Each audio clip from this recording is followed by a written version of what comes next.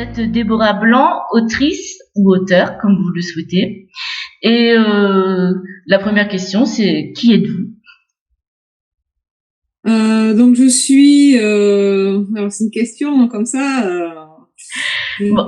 Je suis plein de choses. Donc dans mes fonctions, je suis enseignante en collège, linguiste de formation. Donc je parle l'anglais puisque c'est mon métier, mais également le français m'intéresse beaucoup parce que dans mes études j'ai mené, on va dire de front l'anglais et le français. Hein, les deux langues sont étudiées un petit peu en parallèle pour justement voir ce qui fonctionne, ce qui ne fonctionne pas. Je suis maman d'une ado de 14 ans. Je vis dans le sud-ouest de la France, où j'enseigne donc en collège. Je suis musicienne à mes heures perdues. J'aime tout ce qui touche aux arts en général, hein, que ce soit la peinture, l'écriture, le dessin, ouais, voilà, tout ça, tout, voilà. Et puis j'aime beaucoup la nature, très important pour moi. Et j'ai 3 chats. Ouais. D'où le monde selon Tam Tam, c'est ça? Si je comprends bien. C'est ça, le monde selon Tam Tam. Ouais, je peux le montrer. Bien sûr. Le visuel, bon, celui que j'ai, il est en relié, hein. Il y a le brochet, mais moi j'ai le relié. Moi, je suis l'auteur, donc voilà. Donc le monde selon Tam Tam. Donc que raconte cette histoire? Oui. Oui. Alors le monde selon Tam Tam m'a été inspiré de mes années de bénévolat à la SPA. D'accord. Et tout ce que j'ai vu sur la condition animale, sur aussi les chats récupérés, les conditions, etc. Et c'est parti de là. Et mon envie de montrer notre monde par le prisme d'un animal, c'est-à-dire ce n'est pas un livre sur les chats en soi. C'est un livre qui parle bien sûr de chats, mais au-delà de ça, c'est le regard qu'a cette chatte sur notre monde est intéressant parce que elle a ce recul et cette ironie et cette sévérité que nous n'avons peut-être pas en tant qu'humains, parce qu'elle nous montre des choses que nous ne réalisons peut-être plus, notamment dans notre rapport au monde, notre rapport à la nature, notre rapport au monde animal.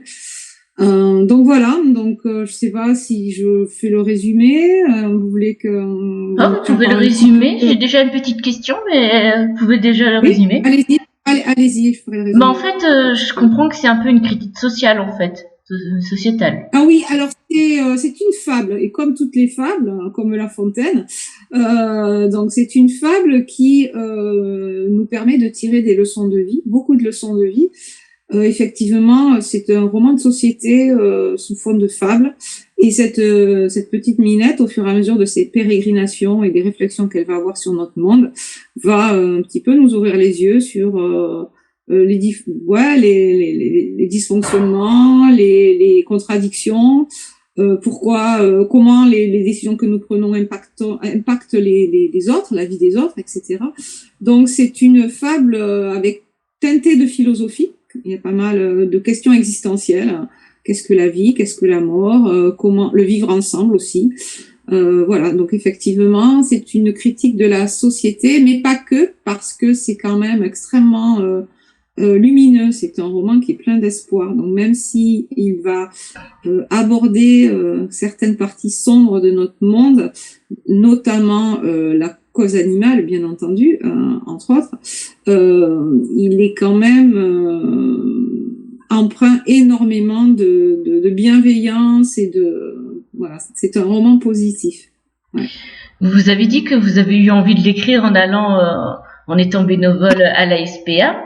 C'est ça, ou il y a eu quelque chose d'autre qui a pu vous pousser à écrire ce livre? Non, alors disons que c'est vrai que Tam Tam, le personnage donc de ce livre, est au départ fortement inspiré d'un de mes chats, c'est-à-dire c'est une Minette très espiègle, très sûre d'elle, très crâneuse, et qui pense complètement maîtriser sa vie, qui est assez caustique avec les autres, qui est assez égoïste, égocentrique, et qui va progressivement ensuite bien changer, son regard va changer, et elle va, en fait, Tam Tam, c'est un petit peu moi, c'est un petit peu chacun d'entre nous, sauf que elle est, voilà, c'est de l'animisme, c'est-à-dire je donne à un animal bien sûr, des pensées, des émotions, etc.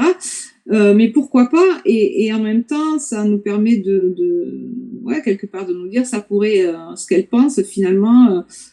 Il y a toujours un peu, l'auteur met toujours un peu de lui-même dans ce qu'il écrit. Donc, dans Tam Tam, il y a un petit peu de moi, hein, et le regard que je pose sur le monde. Tam Tam est une idéaliste, hein, je suis une idéaliste.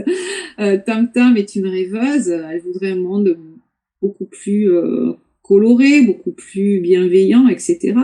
Donc, voilà. Et comme je suis très, très sensible à la cause animale, et vraiment, quand on s'intéresse à cela, finalement, est-ce que l'être humain, qui par son intelligence a réussi à se hisser au sommet de la chaîne, et parce que finalement au départ on n'aurait jamais misé un copec sur les premiers hommes préhistoriques qui étaient absolument pas équipés pour survivre à un monde aussi difficile, et c'est par leur intelligence et par la capacité de vivre ensemble et de s'entraider que finalement cette espèce a écrasé toutes les autres et a dominé toutes les autres espèces. Mais est-ce que le fait que cette intelligence nous ait amené à cela et que nous ayons la parole, hein, le don de la parole, est-ce que on peut pour autant dire que nous sommes supérieurs à toutes les autres races et toutes les autres espèces, je veux dire animales, et puisqu'on fait partie du règne animal, et est-ce que ça nous donne le droit de leur faire subir tout ce qu'on leur fait subir pour notre amusement, hein, donc je parle dans le livre, il y a un passage sur la corrida, il y a un passage sur voilà, après il y a aussi la condition des animaux dans les abattoirs, etc. Donc voilà, Tam Tam, elle va découvrir plein de choses, et effectivement, si comment dire, les choses étaient différentes, et si nous étions à leur place, qu'est-ce qui se passerait, hein, voilà. Donc j'ai voulu donner la parole à un animal pour nous faire toucher du doigt certaines réalités, et nous montrer aussi que où est la place donc de l'animal dans notre monde, mais aussi quelles sont les relations entre l'homme et l'animal, quelles relations on peut tisser avec un animal, et elles peuvent être tout aussi profondes qu'avec un être humain. Donc, ce n'est pas parce qu'ils n'ont pas la parole, ce sont des êtres sentients, qui ont des sentiments, des émotions, qui ont des ressentis, etc. Donc voilà, c'est parti d'un petit peu de tout ça, et j'avais envie d'en faire une fable. Au départ, j'étais partie sur l'idée de faire des histoires, c'est-à-dire des petites histoires avec des animaux différents. Et puis, j'ai démarré par Tam Tam, et en fait, j'ai tellement accroché sur ce personnage que les nouvelles, c'est devenu un roman, en fait. Au départ, je voulais faire de nouvelles, et ça a évolué. J'ai dit non, il faut vraiment que je développe ce personnage-là, qui est, parce que c'est extrêmement drôle, hein. La première, on va dire, la première partie du livre est très drôle, hein. Elle est tout le temps, il y a des comiques de situations, dans des situations pas possibles, etc. Donc voilà, et ensuite on va glisser plus progressivement vers des réflexions un petit peu existentielles, et en même temps qui nous montrent que finalement dans ce monde difficile, hein, d'ombre et de lumière, à part la bienveillance et apprendre à respecter les autres et à vivre avec les autres, il n'y a rien d'autre qui compte. Et il n'y a que par la bienveillance, il n'y a que par la bonté, etc., que l'on peut finalement changer les choses. Et c'est ce que va toucher du doigt cette Ninette, et ce qu'elle va faire toucher du doigt aux autres. Et bien entendu, il n'y a pas que ça, hein, il se passe plein de choses, il y a des aventures, il y a même un petit peu de romance, je veux pas trop en dire, parce qu'il y a aussi des histoires d'humains là-dedans, c'est pas que des histoires d'animaux, hein. Donc c'est ça, c'est l'interaction, comment c'est leur monde et le nôtre interagissent. Voilà, c'est okay. Que ça. Et ben ça donne très très envie. Ensuite, Danse avec la nuit, qui est votre deuxième ouvrage. C'est ça. Allez. Oui, c'est ça. Alors Danse avec la nuit est sorti pour Halloween. Je le montre. Alors ce qui est très beau, je dois avouer que l'image est assez floue. Mais je mettrai les couvertures. De toute façon, je mettrai l'ensemble des informations dans la page du jour, en fait, du cadeau de lecture du jour, dans laquelle vous allez apparaître. C'est dommage, on le voit pas, mais en fait, en filigrane, il y a. Si, je le vois quand même. Oui, le visage. Le visage d'une indienne. Et puis il y a de temps en temps, voilà. l'attrapeur de rêves. Enfin, l'intérieur des livres, Tam Tam, c'est pareil. Il y a un chat en filigrane avec des images. C'est très travaillé. Il y a énormément sur l'esthétique. Mon éditrice fait vraiment un travail magnifique. Donc, Danse avec la nuit, c'est parti d'un défi que je me suis lancé. Je suis sortie complètement de ma zone de confort d'écriture pour participer à un concours. Car ma maison d'édition, qui est une maison d'édition généraliste, en fait, décline les genres littéraires sous la forme des couleurs de la lune, puisque la maison d'édition s'appelle Encre de lune. Donc, par exemple, c'est la lune blanche. La lune blanche, c'est tout ce qui est bienveillance, amitié, philosophie, réflexion, roman de société, etc. Voilà, des choses un petit peu plus profondes. Et Danse avec la nuit, c'est la collection Lune pourpre. Donc, Lune pourpre, c'est tout ce qui concerne le paranormal, donc les loups-garous, les vampires, les zombies. Alors, ce n'est absolument pas du tout mon champ d'investigation. Mais j'ai dit, tiens, lance-toi un défi et fais quelque chose pour ce concours. Donc, je me suis lancée, je n'ai jamais écrit aussi rapidement parce qu'il y avait un timing. Donc, j'ai écrit sur un mois et demi. Donc, ça a été vraiment tous les jours, etc. Et il se trouve que j'ai gagné le concours, donc j'étais vraiment super contente. Et il est sorti donc pour Halloween. Donc, Danse avec la nuit, c'est une histoire à la fois poétique et sanglante. Donc, si vous voulez, dans ce que j'écris, il y a toujours des thèmes que l'on retrouve dans tout ce que j'écris, même les manuscrits qui sont en attente. Ce qui m'intéresse, moi, c'est l'émotion, c'est-à-dire susciter de l'émotion chez le lecteur, mais également tout ce qui est notion de destin, notion de résilience. Ce qu'on retrouve chez Tam Tam et que l'on retrouve également dans Danse avec la nuit, c'est je n'ai pas le choix de ce qui m'arrive, mais j'ai le choix de la manière dont je réagis à ce qui m'arrive. Et voilà, toujours ces notions de bienveillance, de destin, bien entendu, d'espoir, d'espérance. Donc c'est l'histoire ça se passe au 19e siècle aux États-Unis. C'est l'histoire d'un jeune garçon qui s'appelle Caleb. Et après la mort de sa mère, il quitte New York. Il vivait avec sa mère à New York. Il part rejoindre son père qui est trappeur dans les terres sauvages du Montana. Et donc pour y apprendre ce dur métier, son père est dans les terres sauvages depuis plus de 20 ans. Il a lié de fortes amitiés avec les Sioux. Et donc ce jeune garçon va découvrir vraiment un univers totalement différent de ce qu'il connaît, qui va le fasciner. Et lui aussi va devenir ami avec ce peuple et découvrir les histoires, les légendes, en plus du quotidien. Et donc, son père lui parle, et le chef des Sioux lui parle d'une légende indienne, celle d'une jeune squaw immortelle qui s'appelle Danse avec la nuit, qui hanterait la contrée et donc qui se nourrirait du sang de ses ennemis. Donc lui, voilà, ça le fascine, etc. Et évidemment, le destin va s'en mêler, comme toujours, et il va se retrouver dans une situation très compliquée, et il va se retrouver nez à nez avec ce fameux démon de la nuit. Et là, bien sûr, je raconte pas l'histoire, son destin va complètement basculer, sa vie va basculer. Donc beaucoup d'aventures, beaucoup d'actions aussi, mais également ces notions. Voilà, je n'ai pas le choix de ce qui m'arrive, mais comment maintenant j'y suis, qu'est-ce que je vais faire, comment je vais réagir. C'est également un roman qui montre que dans la vie rien n'est noir ou blanc. Voilà, ce serait trop simple, bien entendu. Et les monstres ne sont pas forcément ceux que l'on croit. Voilà. Ok. Intéressant aussi. Qu'est-ce que vous attendez? Quel est votre plus grand souhait pour ces 2 livres? Alors, bien entendu, qu'ils soient lus par le plus grand nombre, parce que, comme je le dis d'ailleurs dans les remerciements pour Danse avec la nuit, sans les lecteurs, nos personnages, ils restent dans une nuit de solitude, ils restent seuls. Ils ont besoin, pour vivre, ils ont besoin d'être lus. Donc, on écrit au départ, bien sûr, pour soi. Hein. C'est un travail extraordinaire, le travail d'écriture. Mais on écrit pour les autres, on écrit pour partager des émotions, puisque moi, c'est vraiment, dans ce que j'écris, ce qui ressort, c'est, on va dire, émotion, réflexion. Je veux dire, ce sont les 2 mots il faut que ça suscite des émotions chez le lecteur et il faut que ça le fasse réfléchir. C'est ce qui vraiment, moi, me plaît en investigation d'écriture.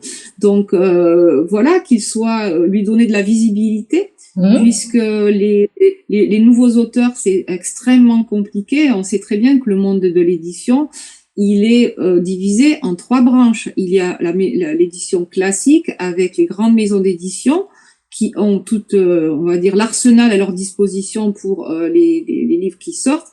On sait très bien que ces maisons d'édition, faut pas se leurrer. Moi, j'ai arrêté d'envoyer mes manuscrits.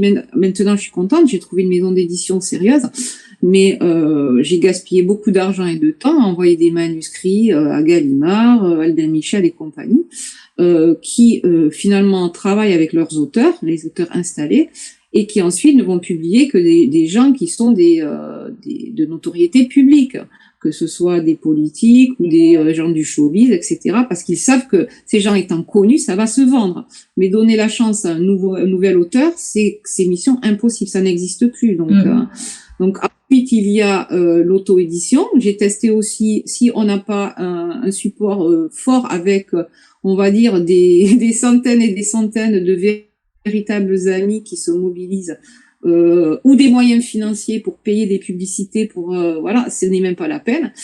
C'est noyé, en fait, le livre est SDF au milieu de milliers de SDF. Donc bon, voilà, il y a tellement le monde. Un Français sur 10 écrit, quoi. C'est trop. Enfin, c'est pas trop, c'est bien, mais je veux dire, il y a trop d'offres, de demandes et pas assez d'offres. Et ensuite, il y a c'est là que j'ai trouvé moi mon petit créneau. Les maisons d'édition, les petites maisons d'édition indépendantes, qui pour ça, ont vraiment le souci d'accompagner leurs auteurs. Souvent, elles sont créées par des auteurs eux-mêmes qui justement lancent leurs propres ouvrages, mais aussi justement ceux d'autres auteurs qui sont inconnus. Et moi, c'est ce que j'ai fait, et donc je suis tombée sur les éditions Encre de Lune qui venaient de naître et qui étaient à la recherche d'auteurs, et bingo, avec le comité de lecture, ils ont un comité de lecture. Le comité de lecture a craqué sur Tam Tam à l'unanimité, donc de suite, j'ai été dans les premiers à décrocher un contrat, donc j'étais ravie. Et voilà, donc du coup, c'est vrai que mon éditrice, elle se démène énormément pour la promotion, avec les moyens d'une petite maison d'édition, bien entendu. Mais c'est vrai que voilà, moi, ce que je voudrais, c'est que mes livres puissent avoir cette visibilité qu'ils méritent. Pour pouvoir après aussi il y a le tam, enfin, j'allais dire le tam tam, pas le tam tam mais le tam tam bouche à oreille, c'est-à-dire que quelqu'un l'a lu, ça lui a plu, c'est souvent comme ça fait boule de neige. Il y a les réseaux sociaux, bien entendu, il y a ce que vous proposez qui est vraiment super, parce que ce sont des tremplins pour les auteurs de pouvoir parler de leurs œuvres, de leurs romans. Ensuite, j'ai pour Danse avec la nuit, j'ai commencé, comme je suis professeur d'anglais, j'ai commencé la traduction en anglais de ce livre pour pouvoir le toucher à l'international.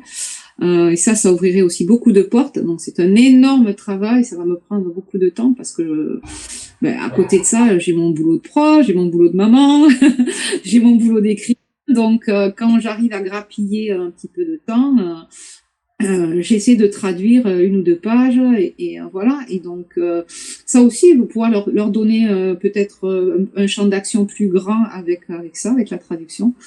Voilà, mais bien entendu, un auteur, ce qu'il veut, c'est être lu et susciter des émotions chez ceux qui le lisent. Ok. Ouais. J'ai ma question suivante que vous avez déjà un petit peu répondu. Vous avez un projet de livre suivant, vous vous consacrez, d'accord, vous consacrez à... Oui. Je suis assez très créative. Enfin, je crée beaucoup. Je suis en train de réécrire, puisqu'en fait, moi, quand j'écris, je reprends. Pour moi, manuscrit, c'est comme une pâte tapin, c'est-à-dire qu'il faut laisser lever la pâte, il faut la retravailler. Je ne crois pas au premier jet. C'est quelque chose. Enfin, un premier jet, ça donne, oui, certes, une base, mais un bon texte, ça se travaille. Enfin, pour moi, ça se travaille, à moins d'être un génie. Mais je pense que même tous les grands auteurs ont travaillé leur manuscrit. Donc là, je suis en train de retravailler un roman jeunesse. C'est un premier tome. Voilà. Après, je ne sais pas quand est-ce qu'il sortira, parce que ma maison d'édition n'a pas que moi. Nous sommes tout un groupe d'auteurs. Et elle a son programme pour l'année 2022. Mais voilà, normalement, le prochain roman qui sortira, sauf si il ne plaît pas au comité de lecture, mais ça m'étonnerait parce que ils aiment ma plume et ce que j'écris et les thèmes qui ressortent. Parce que même dans ce roman de jeunesse, on retrouve l'idée de destin, l'idée de courage, voilà, l'idée d'espérance, etc. Ça y est tout le temps. Toujours pareil, qu'est-ce que je fais? Il m'arrive ça, voilà, j'ai pas le choix, mais maintenant, est-ce que je choisis la facilité, la voie de la facilité, ou est-ce que finalement, où est ma dignité, où est, voilà, des thèmes qui moi vraiment porté depuis que je suis toute petite. Et donc voilà, donc il y a ce projet de roman jeunesse. J'ai un autre manuscrit, mais celui-là il est en attente parce que je l'avais envoyé à d'autres maisons d'édition par correction aussi. J'attends les réponses. Donc je ne sais pas si celui-là il sera édité chez mon éditrice. On verra. J'ai des manuscrits en cours, j'en ai plein. Ouais, je vois ça.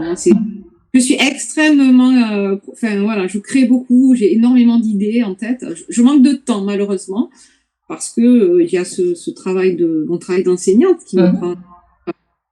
Et en même temps aussi, j'ai créé mon auto-entreprise, ma micro-entreprise, pour être relectrice ou correctrice de manuscrits, puisque la langue française et la syntaxe, la grammaire, l'orthographe, je suis tombée dedans toute petite, on va dire, c'est comme Obélix, quoi. Et du coup, pour pouvoir proposer mes services à des tarifs assez doux quand même, puisque je suis par rapport à d'autres, je suis quand même assez soft sur ce que je demande, ce qui me permet moi de découvrir aussi des auteurs et de les aider. Pour ceux qui, par exemple, des auteurs auto-édités, mais ça peut être aussi des étudiants qui ont des mémoires, des choses comme ça. Et voilà, donc je propose aussi mes services pour les aider à voilà, enlever les coquilles, les fautes d'orthographe, de concordance des temps, enfin les bases, quoi, les choses que tout le monde ne maîtrise pas nécessairement. On peut vouloir écrire, avoir des idées, bien écrire, mais ne pas maîtriser la syntaxe ou la conjugaison ou l'orthographe. Donc bon, voilà. Donc ça c'est une autre corde à mon arc. Et donc beaucoup de projets. Ce projet-là, projet d'écriture, traduction du roman Danse avec la nuit en anglais. Et voilà. Donc oui, pas mal de choses. Oui. Beaucoup de travail. Ça bouillonne beaucoup. Ouais, ça bouillonne beaucoup. Ouais. Mais j'ai besoin d'écriture, je peux pas m'en passer. C'est comme lire, je peux pas me passer de lire. D'ailleurs, à mon avis, un écrivain qui ne lit pas, c'est pas possible. Je suis peut pas se mettre si on n'aime pas lire. Pour moi, les deux, c'est comme les deux faces d'une pièce de monnaie. C'est indissociable. D'accord. Bon, vous avez quelque chose à ajouter? Je peux passer à la deuxième partie de l'interview? Non, qu'est-ce que je pourrais dire? Non, si, alors, je veux revenir parce que Tam Tam, c'est vraiment mon bébé de cœur, c'est-à-dire que j'adore, les deux sont super, mais Tam Tam, c'est un roman qui prend quand même aux tripes, parce que, d'ailleurs, tous les retours que j'en ai, ma maison d'édition travaille beaucoup avec des blogueurs ou des influenceurs, et les retours que j'en ai eus sont vraiment dithyrambiques, quoi. Donc j'étais ravie parce que ils ont tout à fait capté l'état d'esprit de ce roman donc les retours que j'ai eus, c'est un puits de bien-être, un bonbon qui fait du bien, voilà, mis au cœur, c'est vraiment ça, on se fait du bien, le monde selon Tam Tam, on se fait du bien, parce que ça pose un regard. Certes, il y a des passages difficiles, les zones d'ombre de notre monde, de cette société qui est quand même dure, mais également il y a énormément d'éclats de lumière, c'est vraiment un roman qui est plein d'espoir et qui montre que l'amour, alors l'amour, c'est pas l'amour, c'est le concept de l'amour, le véritable amour, c'est-à-dire la bienveillance vis-à-vis des autres, etc. Finalement, c'est le moteur qui peut abattre tous les obstacles, et c'est ce que va découvrir Tam Tam, et elle va emmener tout le monde dans cette prise de conscience. Et c'est vraiment un roman qui est émouvant et qui vraiment met du baume au cœur. Et par exemple, moi, je pense beaucoup aux fêtes de Noël. C'est vrai que les gens, si, par exemple, ça peut être un super cadeau. Dans Savez la nuit, c'est différent puisque c'est quand même sombre. C'est une romance sombre. C'est l'histoire, voilà, d'une créature de la nuit. Il y a bien entendu un drame derrière cela. Hein. Il y a le drame d'une vie, d'un destin, etc. Alors que Tintin, c'est très lumineux. C'est très, très lumineux. Je vous rassure, donc, vous avez plus que donné envie de le lire. Oui, non, mais tout le monde dit que c'est une pépite, donc c'est pas moi qui le dis, ce sont les retours de lecture que j'en ai. Je suis pas étonnée. C'est vraiment une pépite qui met des étoiles dans les yeux. Ouais. Ok. Je vais passer à la deuxième partie de l'interview qui est très rapide. J'attends des réponses qui sont au tac au tac. C'est à partir d'une activité lecture dont j'ai le droit d'utiliser, que j'ai trouvé dans le livre de Philippe Brasseur, 1001 activités autour du livre, donc qui a été publié chez Casterman en 2003 et réédité en 2013. Et je pose mes questions tout de suite. Donc comment ? D'accord, il n'y a pas de souci. Si la lecture était un sport, lequel seriez-vous ? Le yoga. D'accord. Ça me change de la randonnée. C'est un sport. Oui, je confirme. C'est un sport. Ça me change de la randonnée que j'ai eue auparavant. Si vous étiez à un endroit où il fait bon lire, lequel seriez-vous ? Une forêt. D'accord. Si vous étiez une histoire, laquelle seriez-vous ? Le Petit Prince. Si vous étiez un pro du livre, donc auteur, éditeur, illustrateur, traducteur. Un produit livre. Un pro. J'ai pas compris la question. Professionnel. Si vous étiez un professionnel. Oui, parce que je dis pro. Oui. Ah oui, un professionnel du livre, auteur. D'accord. Si vous étiez un livre. Pardon ? Oui, j'adore écrire, donc auteur. Si vous étiez un livre à emporter sur une île déserte, lequel seriez-vous, pardon ? Un livre. Alors, un livre, je prendrais un livre de Haruki Murakami, qui est mon auteur préféré. Je crois que je pourrais les lire 1 milliard de fois. Alors, j'hésite, soit Kafka sur le rivage, soit la trilogie 1Q84. Ce sont des livres, moi, que j'ai vraiment... voilà, qui me parlent, parce qu'ils sont bourrés d'onirisme. C'est un monde à part, Murakami. Et on peut le lire chaque fois, il y a des lectures différentes. Donc, d'accord. Ce serait ça. Un des deux. Ouais. Si vous étiez une bande dessinée, laquelle seriez-vous ? Une bande dessinée, Astérix. Okay. Voilà. Bon, moi, je vous remercie de votre attention, d'avoir répondu à nos questions. Nous avons terminé. Voilà. Donc, merci.